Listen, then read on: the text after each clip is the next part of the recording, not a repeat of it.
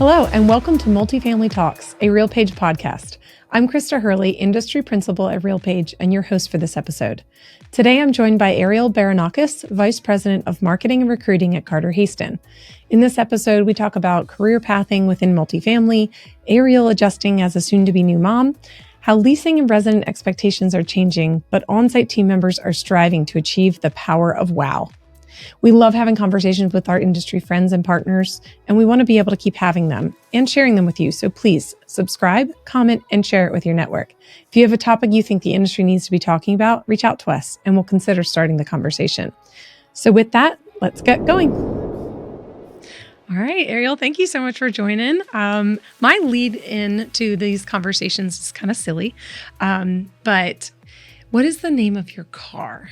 I do love that question. It's not anything crazy. So we have a Tesla. It's a Model 3, but I just call it the Tez. So anytime we need to do anything, it's like, did you get the Tez? Or where's the Tez? Like, is it in the garage? Like, things like that. It's always the Tez. Like, you have to put the in it. I love that. You know, I was just at AIM. Obviously, you were there with me, where Dana Gardner kept talking about all the highways, where it was the 85 or the 21. And so when you said the Tez, that took you there. Yeah, it took me there. And I'm like, that's not what we do in the South. It's I-85. That's all you say. Same for me. Mine's very simple too. Mine's a little like the name of the car. It's Telluride, but I call her Tully. It actually spawned out of the Firefly Lane, where Tallulah. Yes. I love that name. Loved it. So it works. Yeah, it does. So that's exactly what I was thinking of. So I'm glad that's where it also came from. Yeah. But yeah, it just is a great opener. And I think that it really it interests me. What did people name their cars? You're with that thing a lot. You're driving around, and we do a lot of road trips. Yeah. My kids are now starting to say, where's Tully? if my husband has the car or something. It's part of the family. Yeah. True. All right. Well, I want to kind of get into you, right? This is why I brought you here, other than the webcast, obviously, but I really just want to know more about you and how you landed in multifamily. I was telling you earlier that it's one of the things that I don't think I've ever heard anybody say, I want a job in multifamily. You just kind of land here and you end up really loving it. So, or at least for me. So I'd love to hear your story. Yeah, I actually was in college and I was a gymnastics coach part-time, just kind of doing something out of school. And then I remember going out with, friends, and we were at a bar, and this person was hanging out with us like really closely, but nobody knew her. And she's like, hey, you seem really fun. She's like, have you ever thought about like leasing apartments? And at that time, I'm like, this is probably the wrong time, but I'm like, no, this is happening. I was like, of course. And I went in the next day for an interview, and I started off just party planning for 4 different student housing deals. That sounds like so much fun. Yeah, it was great. I was like, okay, this is why she picked me at the bar. And then it led into me like seeing like an apartment building like behind the scenes of like the leasing and the assistant and the manager. And I was like, I'd like to try leasing. And so then I started doing leasing. Loved it. I love to talk. And I always used to tell people, I'm like, put my Reese Witherspoon on. And I just like accommodate to whatever the person's talking about. I mean, sometimes I'll stay away if I can't relate, but I'd just be like, oh yeah, I went there too. And somehow I would make it by. But it just ended up just being fun and exciting. And during college, it was perfect. And then I became a leasing marketing manager at that same property. And I started off with Horizon Realty. They're based in Seattle. And I was just doing their student, leasing in San Marcos, Texas. And then when I graduated, I was going to go do an internship. I was going to be a buyer for a big retail place. And I did my internship and I hated it. And wow. I actually stopped my internship halfway through the program. And I was like, I can't do it. This is not the life that I wanted. So I went back. They still had my job available. And I was like, I'll figure something else out. But I was like, I know I can't leave this. So then somehow I was like, okay, I need to move to Florida. My ex at the time was moving there. And he was like, hey, they're leasing or they're hiring for a leasing agent. And you should apply. And I was like, okay. So I applied. I had an interview, and it was with Riverstone Residential. I remember Riverstone. And I just hit it off with the community manager. She took the position as a leasing professional, but then was like, you have so much extra. She's like, you'll be our leasing marketing manager. She's like, you'll have 3 people. And she's like, we have 2 phases, new development in Boynton Beach, Florida. Sounds lovely. And I moved in 7 days. Wow. I felt the connection between the manager, and I was like, then I could be in Florida. And I took off and moved there, and I did that for a good 2.5 years or so. And I just loved my time. It was that time where Greystar acquired Riverstone. So then I became part of Greystar. And then at the time, I was just waiting for that next move. Like, what am I going to do? I love leasing. I had learned accounting, so then that way I could maybe look at assistant. My manager was very hands-on, and she was like trying to just teach me the world. And I would dedicate a lot of what I had learned of on-site, and even down to like her maintenance husband. I just learned it all. And I feel like I owe that to her, because not every manager I've seen does that. And she did that for me. And it allowed me to flourish, where I was like, okay, I love all of this, but I want marketing. Yeah. So really got connected with our SVP that was based in South Florida. And she left Greystar and went to Pinnacle. And at that time, she was starting her Pinnacle team. And she put in a word to Daryl Smith and was like, hey, I think we have a superstar. I'd love to have her. Let's interview her and see if we can get her. And I went through 7 interviews. Wow. For a corporate marketing manager regionally in the Southeast. I talked with Daryl. I talked with Jennifer Chichokis. I talked with 2 RVPs, and then the marketing director, and then back to a recruiter for Pinnacle. And I was like, wow, this is pretty intense, but it felt good. Yeah. I didn't think it was too much, because I was like, they're really, truly trying to find somebody. And so did that, and I got the job. That's and amazing. So it was amazing. This leads into like, it was years ago, right? That this all was happening. Feels like yesterday. But it the career pathing that we see now, especially because we're getting more and more centralized, it's very, it is no longer linear, right? No. It is not going up the ladder that way, the way that and the connections that we were used to back then. It's different now, and you want to have skills going to that particular, or even college degrees, right? Yeah. Now they're looking at that, but and that's. I think that's multifamily, right? That's where it's just, you have great connections with people, and the networking that allows you to have kind of your dream job. Yeah. In a sense. So I think that's what it was. It was just all people. It was connection, and people attract other people. but remember, you're fun. Yeah, so. That's what it was. They always say marketing's fun. Yes. But just in general, I loved it. Like, Yeah. I could even see myself on site if I didn't go the marketing way. Because I love on-site. Yeah. I think it's amazing. I think it's changed from when I started, forever ago. We'll not get into the numbers.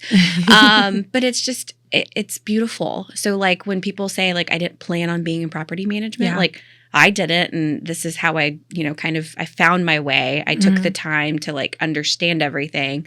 Knew marketing was the way. And so I kind of just kept climbing, and I kept you work and work and work, and your work shows off. So like, it's not that I was sitting there applying for things. As like my story continues, I was in the Southeast. We had basically 6 states at the Southeast that I was part of. And a year and a half later, there was an opportunity to be a regional marketing director in Dallas, Texas.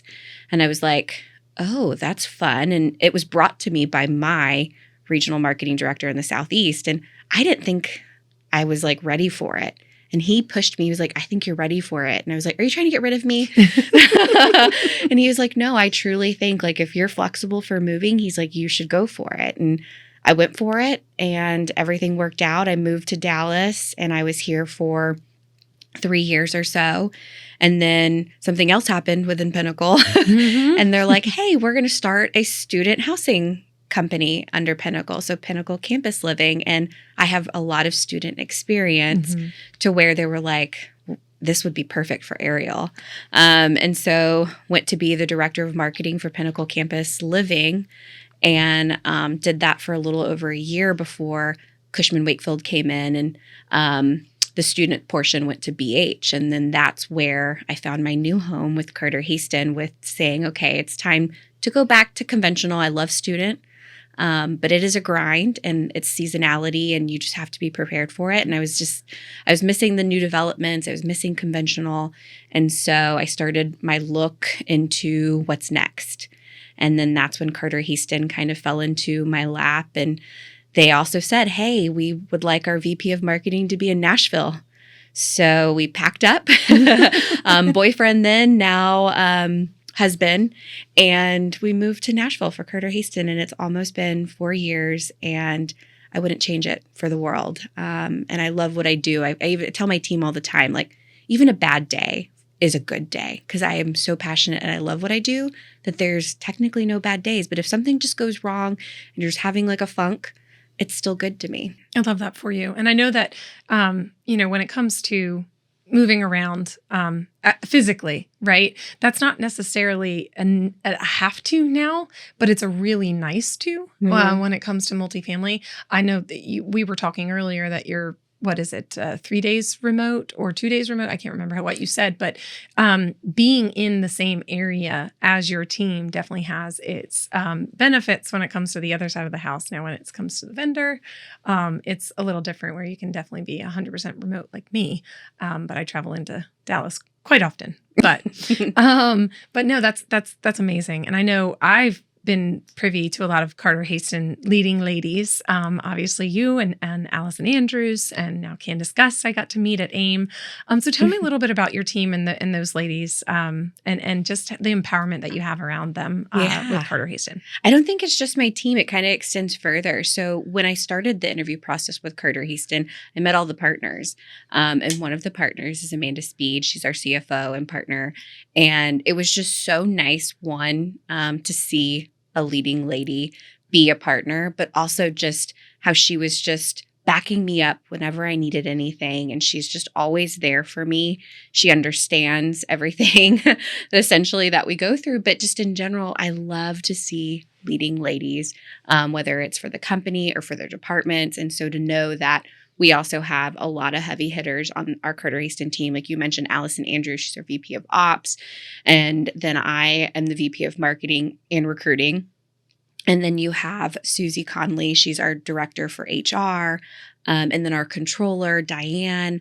So it's just really nice to see that leadership. You don't see it everywhere, but for me, it just meant a lot. And then, with my team right now, it's not built on specifically that, but it's just worked out to where I have, Rebecca Rao. She's our marketing director based here in Dallas. And she is just amazing at analytics. This girl, we're deep dive. And sometimes I have to say, hey, come up, because the analytics is her jam. And then I have Candace Gus, and she's our marketing manager based in Illinois. And she just thrives in multifamily. And she's been a little bit of everywhere too. And she cares about people. So yes, she's on my marketing team, but she just has this passion for people that it's just the approach that she takes with reputation management, or social media, or anything that she does, which is right now a little bit of everything. And then I just hired a recruiter. We're starting the department here at Carter-Haston, and her name's Haley Very, and she is our recruiter for the company. And so just being able to bring in people, one, that fit the culture. That's our biggest thing, is fit the culture. Huge. And then just our leading ladies of operations from the RVP side. Like I've got Nicole Sampson and Abby and Ilya and Melinda, and just all these ladies that are just strength with how they develop their teams and how they run everything. And so I just feel like I'm completely surrounded by everybody. And so when I hire people, I let them know about the diversity of our group and how amazing it is. But also I need to get a glimpse into what is life like on their end. So of course you ask all the questions of, hey, how do you feel about this situation? Or what is SEO, and all the fun things that I have to ask. But Sure. Then I always end with, and I feel like it just gives me a little twinkle into their personal side. And I just ask them about their dream job. and I take out multifamily. I said, multifamily is not an option. Yeah, you can't say that this is the dream job. Okay, Yeah. no, that's not going to help you get the job. Like, I really want to know you. Yeah. I'm like, pick something else. I was like, and if it is, that's great. Yeah. I said, I love my job, but what would you do if you could do anything else and it's not in multifamily? And I'm just amazed of the answers that I get because it truly helps me understand them as a person. And I feel like that's where it really should start. Yeah. And it really helps me. To be honest, like I think I would do a whole interview and then I end with that because then I'm like, that just put everything together. Yeah. Yeah. So it's really nice. That's awesome. And I love that, as we're talking and you're naming all of these wonderful women, like you're just empowering that, right? To continue to push forward and say their names and lift them up and highlight their greatest assets and the brilliancy of the women at Carter-Haston. So I just love that you were so willing to talk about that and name all of them that you possibly could. I'm sure there may have been some left off, and if not, then kudos to you. But that's the same thing here at RealPage. We have a lot of employees, and I've been here a long time, and I've really created some serious friendships in it because of the people that you surround yourself with, and also that are kind of forced to surround you, right? Yeah. From a coworker point, but like from you to me, it just works. It just works. And it's, I think that this industry is so small in the grand scheme of things, but it's also so big. It's just so full of life and love. And thank you for sharing that. That's awesome. So now I want to talk about something that is a little more, I don't know. I don't want to say personal because that's not the right word, but revealing a lot of Carter-Haston roadmaps, right? So what do you guys feel is your next steps for Carter-Haston in any facet when it comes to your company? Yeah. So right now we really are focusing on, it is budget season. So right now is kind of like wish list, dream list, what's happening for 2025. When we were planning this last year, funny enough, it was like just 2024, just get to 25. Like that was the theme, like just get through it. We're through it. We're about halfway. So now I'm like, okay, 2025, what can I do? It's not really struck on like, you have to be lean, but we do. But I want to be able to bring in the extra, kind of like our webcast today is just really trying to figure out reducing the operational noise and really just focusing on supporting our team. So really just trying to buy in on more AI for more of the portfolio because we are seeing such a really good pilot from what we're doing. And we really just want to bring that to the masses of the portfolio to be able to say like, this really is going to support you and this is going to help your day-to-day. And that's the goal. I mean, they're the ones doing the hard job of leasing these apartments day in, day out. And we're just there on the outskirts to help them get there. So right now I'm just focusing on everything about our on-site teams and really just trying to figure out like, how can we do better to help them? And then how to do better on experience. Like right now, this is the year of the power of wow. So really trying to incorporate anything that would make you say, wow. So down from like, a pet event. But now everybody's got, extra treats that are branded or, for the renewal, it's like, hey, instead of them just doing it online, which they definitely can, but we want to be able to maybe bring them into the office and should we celebrate? Let's get champagne. Let's make it a moment they are going to remember and say, wow. So that's kind of where we're really trying to focus throughout the whole resident and even prospect journey is how to bring that in. And we're doing it very lightly this year because it is a new concept and it's adding to the team's workload where I'm trying to, take away, obviously, but then I'm adding. But really just trying to focus on like, why should people stay with you year after year? Or why should they choose you versus the saturated markets that we're in? So that's kind of where our focus is in, really helping the on-site team with like the help of AI coming in and any kind of assistance we can, but then the help of the on-site team of making those wow moments for the resident and prospects and really just diving into experience and doing it well versus like we're doing okay. We want to do it well. We want to do it great. Yeah. And make that process for them much easier to renew, right? Yeah. Like just from technology, also from people, like that was an easy decision because I love Ariel at the front desk kind of thing, Yeah. So when you said one thing, and I kind of want to hover around that for a second and double click, as some people say. But when it comes to the renewal process and that, warm cookie at the desk type of thing, or maybe the champagne toast or whatever, there's still going to be those that have to move. Yeah. Right. They're buying a house. They're, cycling out of apartment living, or they're moving, and you don't have a Carter-Haston in San Francisco. Right. So what are we doing when it comes to that exit of that person? I want to really kind of lean into your experience there and say, how obviously we want to look at the same brand, right? If they're moving from Tennessee to South Carolina, you have Carter-Haston's there. But if they're cycling out of an area that you just can't control, but you still want to breed that reputation of, I made a really clean exit for them to leave us. Talk a little bit about that. Yeah. I think that's something funny enough that you said. We had a meeting with all of my marketing team. They come in once a year and we just sit and we just talk. I mean, of course, there's like an agenda and stuff, but sometimes it's more like round table. Yeah. What do we want to do? Where do we want to take this? And that was on our agenda from our team, because we want to make sure that we're doing good in and out. And normally when somebody gives notice and they're leaving because they're buying a house or because they're leaving the area and we can't refer them to a sister property, how are we doing to, again, not creating a moment of wow when they're leaving, but just a moment of just grateful and gratitude for them being there with us for as long as they have. And so we talked through adding new steps to our renewal process of cadences. And when we do get that, we want to make sure, are we doing everything that we can? And then at the end, really just a handwritten note towards the end of the lease and just thanking them from the manager, the maintenance team, and their on-site teams that they're used to seeing every day.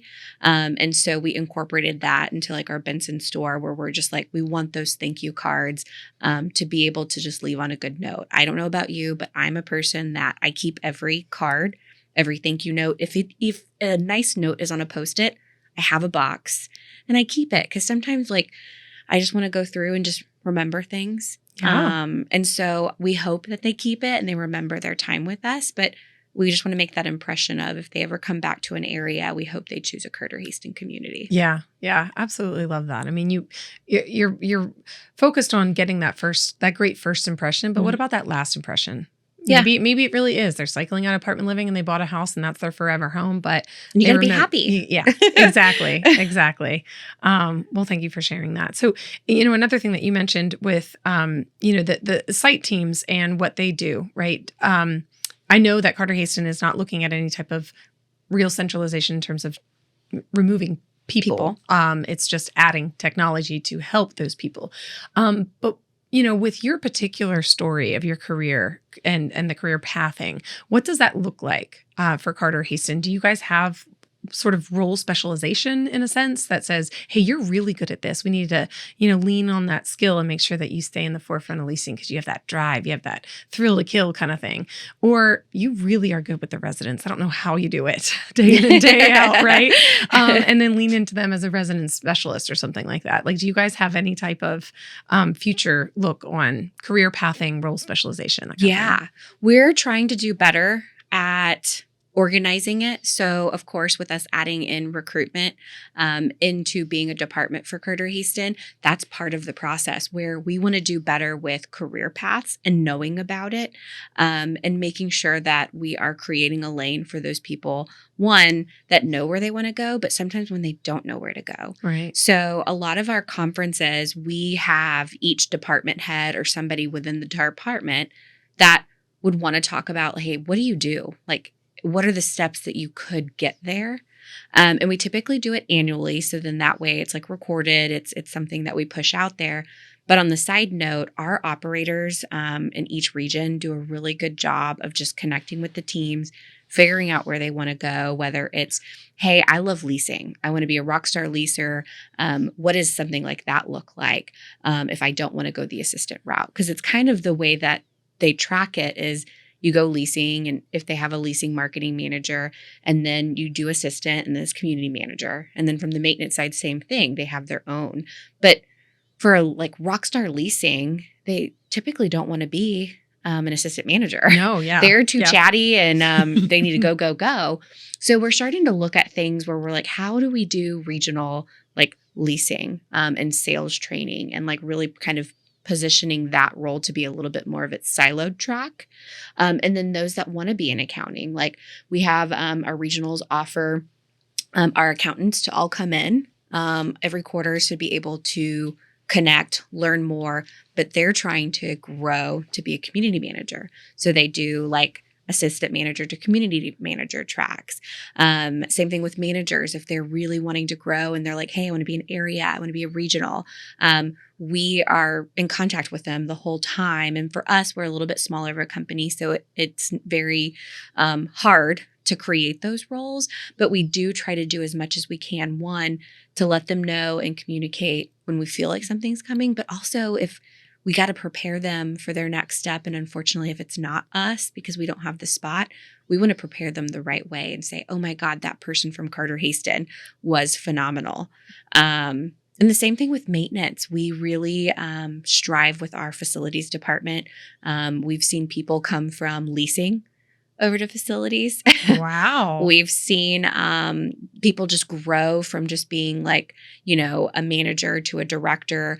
And it's really nice to see them all get together and really work through how we're going to regionally attack all these properties. And so that's really the support of our partners to be able to align where we feel like it's necessary. So it's really kind of given everybody a track, and then you go. And then we do have like open door too. And we say that a lot is like, if you have any questions, like ping me. I always say, text me, call me, beat me if you want to reach me, like Kim Possible. But I'm like, I am always available, especially for like marketing questions. Cause I think that's the hardest one, I think, out of all of them, that it's a struggle for people to understand what we do. They always think it's fun. It's always the fluff. And I said, marketing is even more analytical than you could ever imagine. Yeah. I am in spreadsheets and in numbers more than I'm doing fun stuff, but I'm not going to lie, there is fun stuff. Yes. Yes. So I've actually had a lot of one-on-one calls where if they're interested in a marketing associate position that I have open right now, I have those conversations and I'm like, hey, this is realistically what you're going to do day to day. And they're most of the time very shocked because they just have this marketing magic wand concept, which is very interesting. It's very fun sounding. Yeah. I'd do it. I'm like, that's what we do, of course. Yeah. So you said, and I'm paraphrasing from a slogan that I think maybe Dom Beveridge said, but we're surviving till 25, right? Some people are like, no, I'm thriving till 25. I'm like, I want to be some people. But what do you think is on the other side of that? You talked about lean, and not super lean, but maybe super lean is next year. Yeah. Or maybe it's not. Maybe it's like, let's open this up now because we feel like we're on the other side of it. So what is it to you? I feel like we're on the other side. I feel like I have an opportunity to bring in a little bit more than I did last year. One, because piloting things and numbers don't lie. But two, the saturation of the market. By the end of this year, the developments that have been under construction are starting to lease up. We're in some very major markets. So unfortunately, some properties just can't have that lean of a budget. We do have to build a little bit robust because we're competing against a lot more than we had because of just this big surge of all the new construction that finally is making its way through. So I'm really excited because I think we have just such an opportunity to take it to the next level of being able to serve our prospects and our residents a lot better with tech. And so, of course, I have to put my wish list together, but it's one of those things where I'm like prioritizing what I think is best, one, for our strategy in 25, but what I think is what we need the most. Yeah. Yeah. And, when, not to poke too much at the prioritization, but it's usually the leasing first, right? When it comes to that. But what does it look like on the renewal side, or even, this satisfied resident side? So you mentioned maintenance earlier, and it's just got me thinking, that's one of the highest turnover rates in our industry in terms of staffing, because we expect them to be 24/7 and hands-on all the time and deal with residents when their house is, it is their home, right? So what does that look like from that angle? Yeah. We get a lot of feedback because we use the survey program on specifically our maintenance side. So being able to see that they are the highest scoring survey out of all of our surveys, move-in, prospect, resident, maintenance is the top. And typically on average, Carter-Haston ranges above a 9.5 out of 10, 1 through 10. That's incredible. Which I'm like, kudos to our team. They are rock stars. But they're engaged every single time that we say, hey, we're going to do a marketing meeting. Have your maintenance team come in for the first 20 minutes. Because we think it's important, especially when we're sharing about the reputation. There's a lot of kudos to be given. Most Google reviews or any reviews that we end up getting call out our maintenance team. One, because they're in people's homes a lot more than our on-site team in the office. And then sometimes we don't even see people because they're very about like remote work or, hey, I can call you, email, text you. Self-service. Yeah. So our maintenance team are the ones at the face of all of our residents. So we feel like we need to be able to chat with them and let them know how they're doing. Because sometimes if they're always outside, they don't get to see, hey, did you see your names on Google or did you see your survey that came in? It was phenomenal. So we do these shout outs on these calls, but we also do it on every week. We do our Crest Stars and we'll call out anybody who's just doing phenomenal. But we just focus on them because they are in it every single day. We've added a lot of strategies that include them. So then they need to be on these calls where instead of them just coming and leaving a work order paper or an email, we now have like these door hangers that kind of say, hey, my name's blank. I was in your home today. This is what I fixed, or this was the whole thing. Yeah. And it's a front and back. It's really nice. And we want to add like small tokens to it. So we'll do cheesy things occasionally, like good service is how we roll, or just popping by and it's popcorn. Like all of that sounds silly, but again, we're trying to create the power of wow. Yeah. But we do it with maintenance too. And we need them on board. So the whole explaining the why to like our leasing team on, hey, we're adding this because of this. We have to do the same thing with our maintenance team. And our facilities director, Jason West, is always 100% supportive, which is really nice because we have these grand ideas and we're like, we just need that extra step to be taken. And we've seen it flourish, which I'm just grateful for. That's amazing. I mean, all of that. I'm so glad I opened that door for you to just walk right in because maintenance is a big part of, living in a home and then the asset itself and the health of it. Right. Mm-hmm. And it sounds like a 9.5 star out of 10 is a very, very healthy, all around maintenance crew and just resident satisfaction. It's really hard to gauge that when you're not directly surveying them constantly on how do you love living here kind of thing. So I love that. Thank you so much for sharing. When it comes to the pipeline, we've adopted a lot of technology on the front end, right? And less so on the back end. So the maintenance side or maintenance crew, they are way more engaged from a physical standpoint and not digital. And so it's funny to see that, or to hear that you say, they've got a lot of stars. They love where they live and they love that they work there when we have all this technology in place.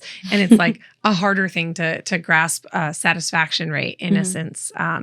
It's just, my wheelhouse, I guess, when it comes to that front house. How could we incorporate what you have there from that level of engagement into the technology that we have on the front end and make sure that we perpetuate that human aspect, that human element, because, that does get lost in the sauce, if you will, because our secret sauce is adding technology to help the on-site teams, but yet let's not lose that on-site touch. Right. Sorry, that was a little bit of a tangent there, but it's so fascinating to me to have you share those stats and the process that you built around that to have satisfied residents that stay with Carter-Haston. Yeah, we really do pride ourselves on trying to do the best that we can. And then just keeping everybody aware, like even down to like when you have your manager meetings, have your maintenance team come in for that first half and you guys talk about everything that they should need to know or that you're going to do shout outs for, because I think it's just really important to really include them. But just trying, like you said, how do you find ways to what we're doing for the leasing team? How do you do it for them? Yeah. I don't have that answer. I'd love to see what we can come up with. Right. But I think like that's the tough part because they're the tools. They're the ones that are going to go fix the AC. They're going to go fix the toilet. I don't know if AI can do that. So how do we supplement that in? And I think that's just somewhere where, it'll be the what's next. Right. Hopefully it's something that can help them out from a seamless, more efficient process that is a little bit more resident facing, because the extra that we're having them do is the resident facing things. Right. It's the added on gift. It's the added on touch of fill out this form, even though you have to fill out the other one. One's prettier than the other. One has the gift.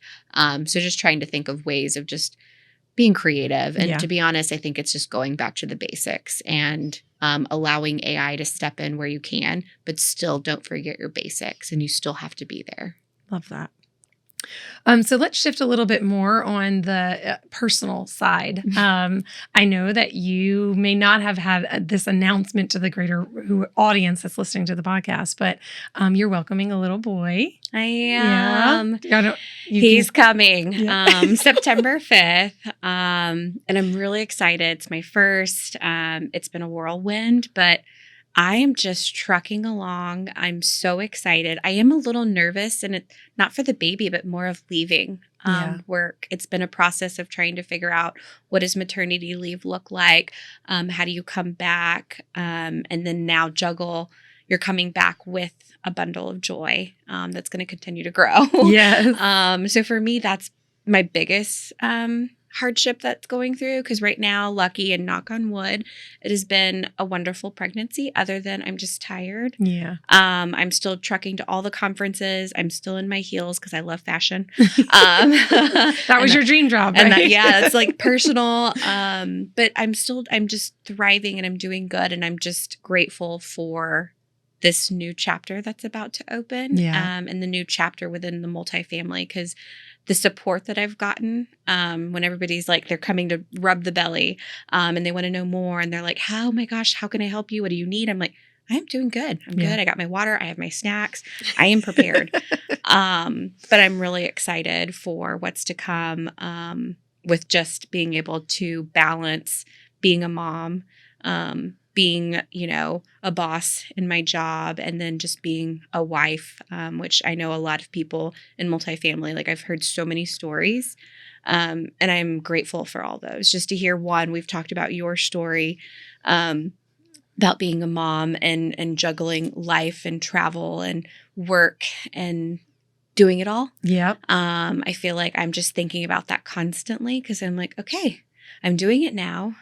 How I'm going to do it when he's out. Mm-hmm. But I'm really excited for the challenge, and then also for all the love and the support that I've gotten. It's so serious. Yeah. Like just yesterday, my 5-year-old had an awards ceremony. It was his first ever. It's 4K. Like I look back in my drama from yesterday of, saying like I missed it, but it was a big moment for him. And it was a big moment for me because it was a first, but I was here obviously. And I missed it. And it really just, it reared me. I was upset. I was crying in the Uber on the way.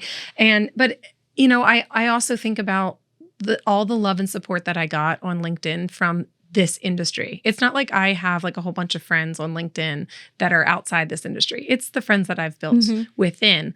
And it really was like, oh, I'm a road warrior like you. And this was my tip. This is how I can, contribute to helping you through this. And it's amazing. So any obstacle that you are about to endure being a new mom in this industry, I feel like you are fully supported. Oh yeah. Because of the people in it, and they've been through it, right? In some way. So yeah, it's ever evolving, right? 5-year-old, but I was definitely here. I had a COVID baby. So going through that and going through the emotions with multifamily and what we had to do during COVID to completely shut down. And I mean, I'm going down a tangent here, but our contact center, as an example, we were able to get 100% fully remote within a week.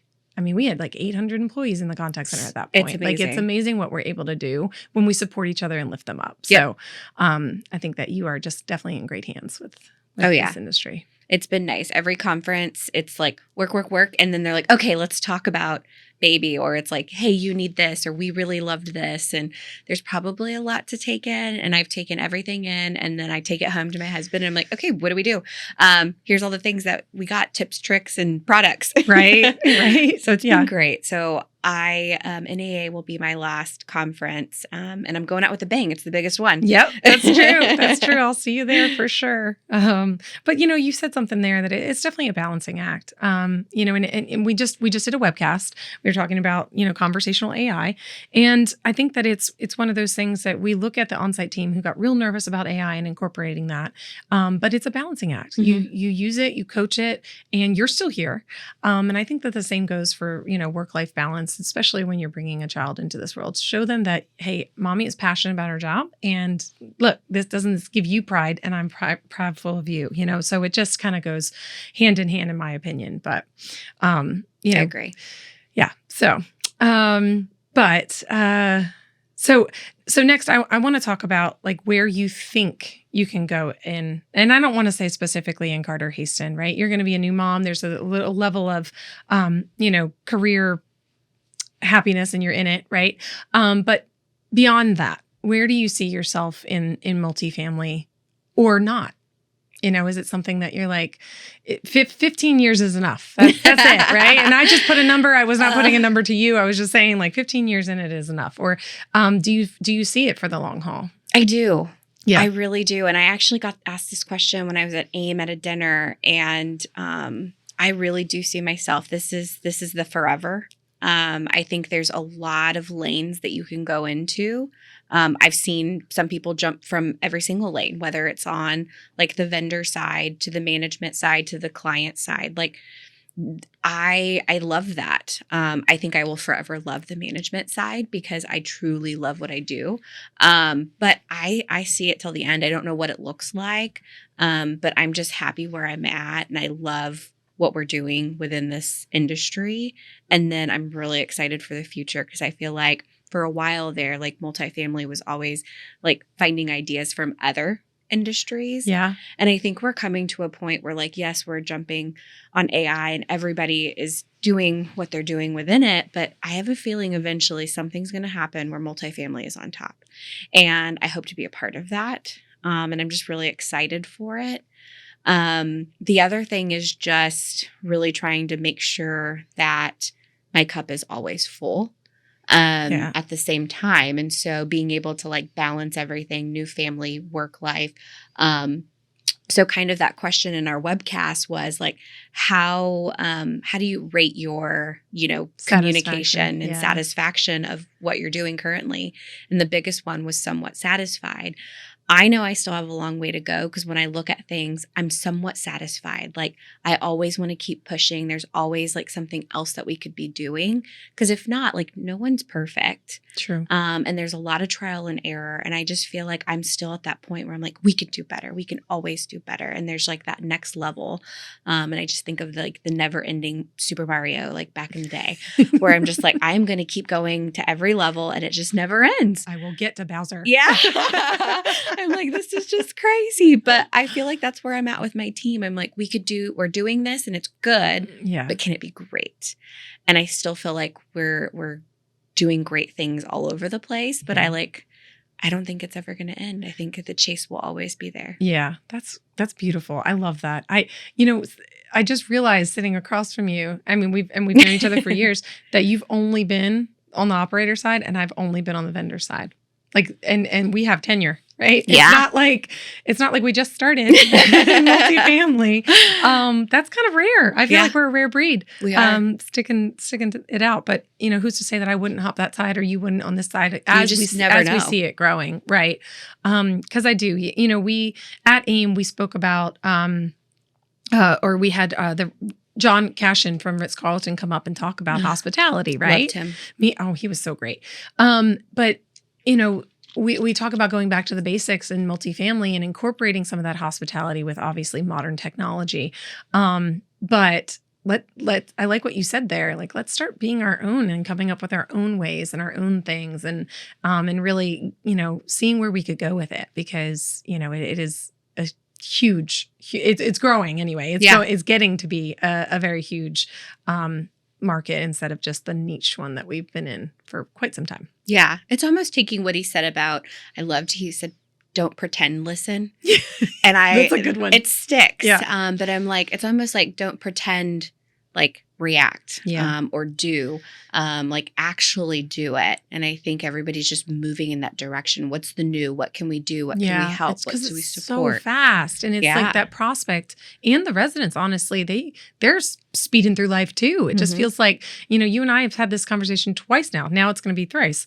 That I don't really understand. How is it moving so fast? Is it because of COVID? It forced us into this like series of life is just going crazy, or is it because I had babies right around that time? Maybe they just accelerate life and it makes it go super fast.